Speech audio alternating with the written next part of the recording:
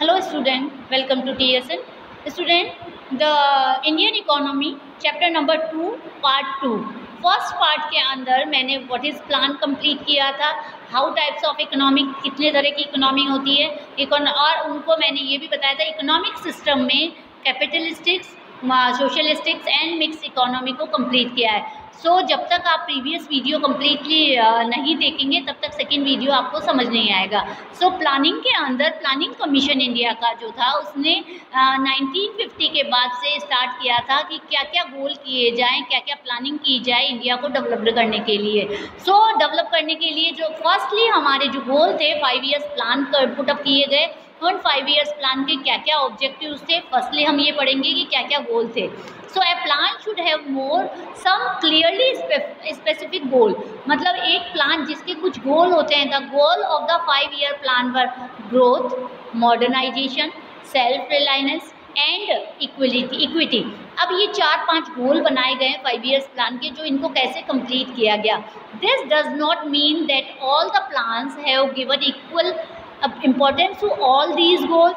Due to limited resources, a choice has to be made in the each plan about which of the goal is to be given primary importance. हमें ये ज़रूरी नहीं है कि हम इन चारों objectives को एक प्लान के अंदर कंप्लीट करें, परंतु वो टाइम पीरियड देखा जाता है जिसके अंदर हम इनको कंप्लीट कर सकते हैं। सो फर्स्टली एक टाइम पीरियड के अंदर फर्स्टली मेन कौन सा गोल कंप्लीट होता है ये देखा जाता है। सो इसके अंदर the policies of the plan do not conduct these 4 goal. Let us now, first goal क्या है हमारा? Growth. It refers to increase to the country's capacity to produce output and goods and services within the country. एक country के अंदर कितनी goods and services को produce किया जाता है, क्या इंक्रीज किया जाएगा, उसके आधार पर ग्रोथ डेवलप्ड होती है। It implies either a large stock of productive capital और a large size of supporting service like transport, banking, increase in the efficiency of productive capital and services. जरूरी नहीं है कि हमने गुड्स को ही प्रेफर किया, परंतु सर्विसेज में ट्रांसपोर्ट, बैंकिंग, इनको भी हमने अगर बढ़ाया है तो हमारी प्रोडक्टिविटी कैपिटल सर्विसेज की बढ़ जाती है। A good indicator of economic growth, underline कर लीजिए इसको यहाँ से। गुड इंडिकेटर क्या होता है इकोनॉमिक ग्रोथ का? In the languages of economics, its strategies increase in the gross domestic product. यदि प्रोडक्शन बढ़ता है तो हमारी जीडीपी भी बढ़ती है। The GDP in the market value of all goods and services produce in the country during a year. एक साल के अंदर कितनी गुड्स एंड सर्विसेज प्रोड्यूस की जाती है ये जीडीपी पे डिपेंड होता है। You can think of the GDP as a cake and growth is increase in the size of a cake. In the cake is larger, more people can enjoy it.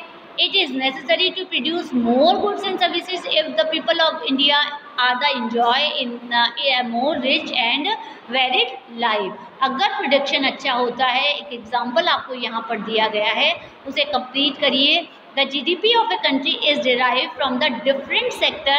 Underline it. What is GDP means?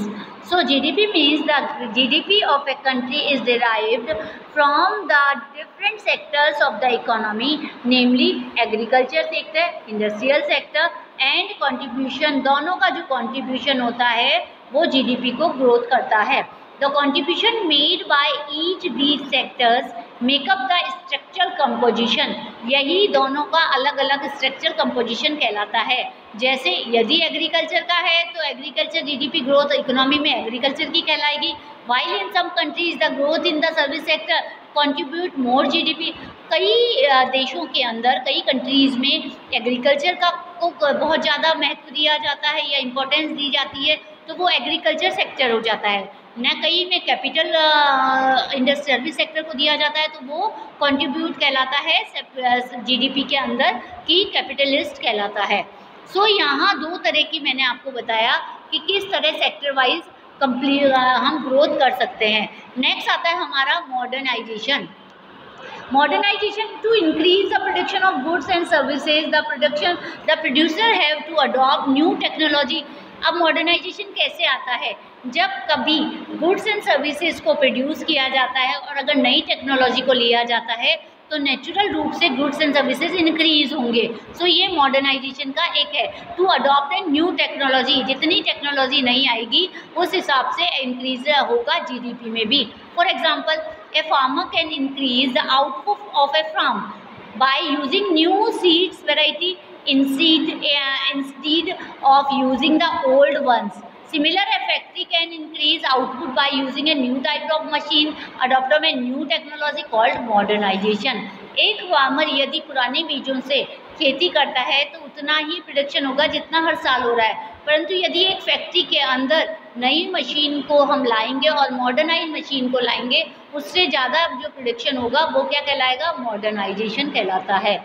So modernization does not refers only to use the new technology but also to change in social outlook such as the recognition and that women should have the same rights for the men. In a traditional sector,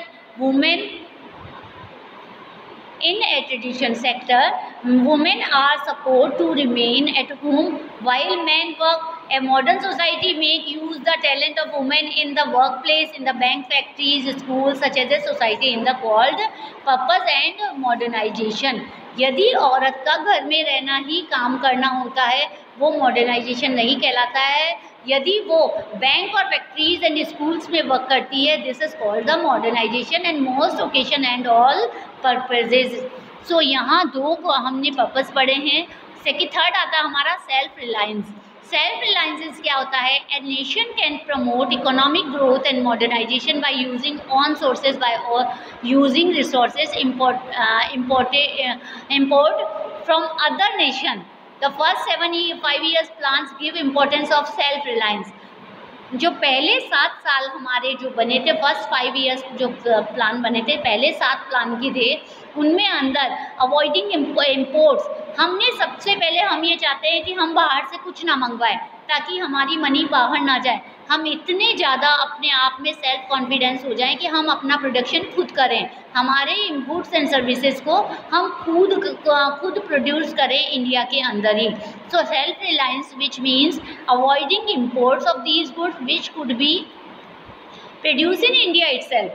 This policy was considered necessary in order to reduce our dependence on foreign countries, especially for food.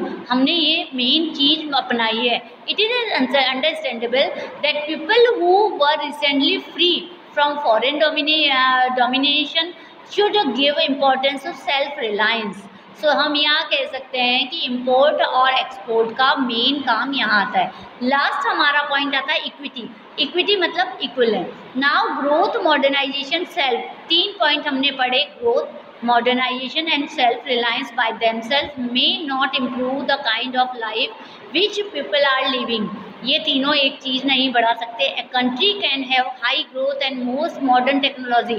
एक country के पास high growth है, most modern technology है, developed in the country itself and also have most of its people living in poverty. परंतु इन दोनों के बाद भी यदि उनकी जनता पॉवर्टी, गरीबी में रह रही है, it is important to ensure that the benefit of economic purpose each of the poor section as well instead to being employed only by the rich, कि जो डिस्ट्रीब्यूशन हो रहा है ग्रोथ एंड सर्विसेज का वो इक्वल नहीं हो रहा है। रिच और रिचर हो रहे जा रहे हैं, पुअर और पुअरेस्ट होता जा रहा है। सो self Reliance is equity is also important. Every individual should be able to meet him or her basic need such as food, a decent house, education and health care, and inequality in the distribution of wealth should be reduced. So यहाँ main problem यही आ रही है। Let us now see how the first 7-year plan कैसे हमने शुरू किया था और क्या हुआ 1950 से 1990 तक कंप्लीट हुए हैं, जो उनके अंदर हमने क्या क्या किया है with reference to agriculture, industry and trade. अब नाउ हम जो नेक्स्ट वीडियो आएगा उसके अंदर हम हर सेक्टर का पर्टिकुलरली उसका पूरा अलग अलग हम सेक्टर वाइज पूरा पढ़ेंगे कि कैसे ग्रोथ हुआ। सो फर्स्टली हम जो फर्स्ट वीडियो, ये जो सेकंड वीडियो हमने कंप्लीट किया है ये यहाँ तक हो गया कि क्या क्या मेन ऑब्जेक्टिव थे हमारे 5 ईयर्स प्लान के। नेक्स्ट वीडियो आएगा उसके अंदर हम सेक्टर का पढ़ेंगे। So thank you, keep watching.